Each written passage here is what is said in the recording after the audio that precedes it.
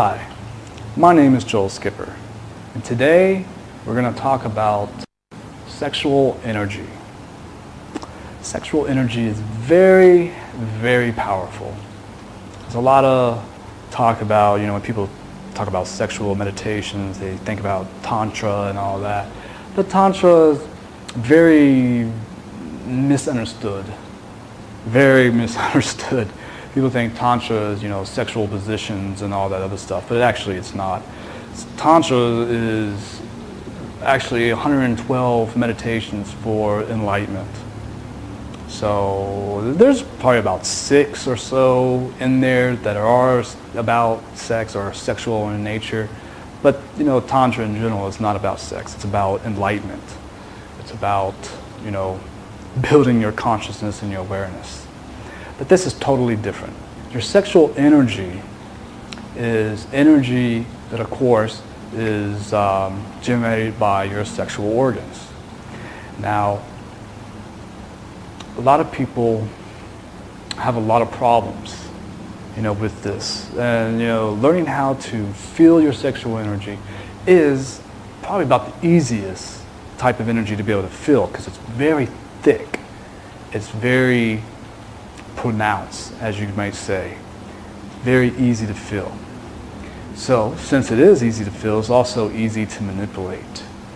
So it's very powerful, and it's able to, learning how to feel and to be able to manipulate your sexual energy will help you to alleviate many different sexual dysfunctions for men and women. From women, if you're having problems, with maybe your menstrual cycle, definitely would help you dramatically. If you're going through menopause, it would help you more than any type of pills or treatments out there. I guarantee it 100%. I'm not a woman myself, but some of my teachers were women. Some of the fellow students were women. We were all taught the same thing. And I got their feedbacks, their instances, so it's very powerful. You're learning sexual alchemy, you learn how to control your sexual energy. In the beginning, a lot of people think about, sex, sexual, everybody thinks sex.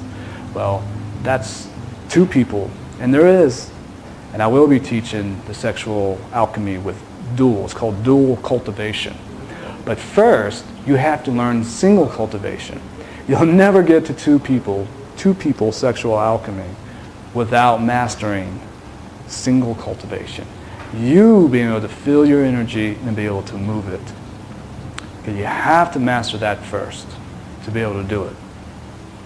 A lot of people, especially men, we waste sexual energy with sexual acts, just all the time, wasting energy.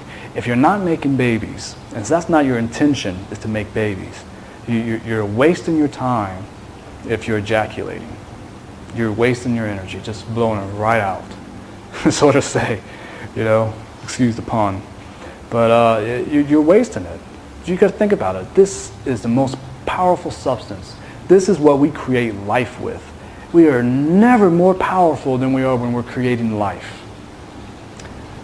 Your sperm pulls energy from every organ in your body. It is extremely powerful.